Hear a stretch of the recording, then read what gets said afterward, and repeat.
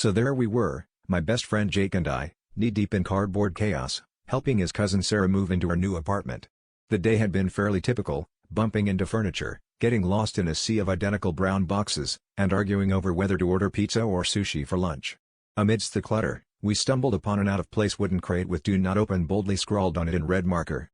Naturally, our curiosity piqued, and we found ourselves in a heated debate about whether to respect the warning or give in to temptation.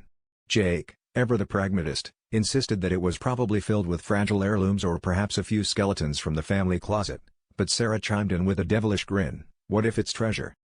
Deciding that the potential for pirate gold or incriminating secrets was too enticing to ignore, we pried open the box with the grace of a couple of raccoons raiding a trash can.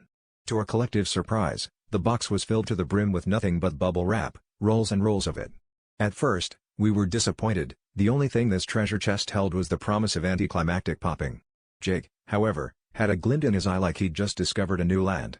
"Guys," he said, holding a strip of the stuff like it was the one true ring, "this isn't just bubble wrap. It's the world's best stress relief therapy." And just like that, we found ourselves neck-deep in bubble wrap, waging a war of poppity pops, each burst a tiny explosion of joy in an otherwise mundane day. As the popping escalated, so did the ridiculousness of the situation. Sarah wrapped herself in bubble wrap armor, declaring herself the Bubble Knight, while Jake fashioned a makeshift crown and scepter, dubbing himself Pop King of the apartment.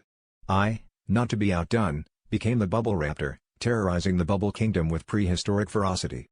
We laughed until our sides hurt, caught up in the absurdity of our makeshift kingdom of pop.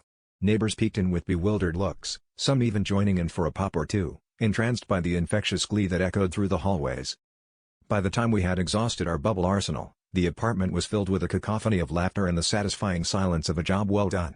As we surveyed the battlefield of plastic carnage, Jake, with a twinkle in his eye, declared, "I always knew this moving day would end with a bang."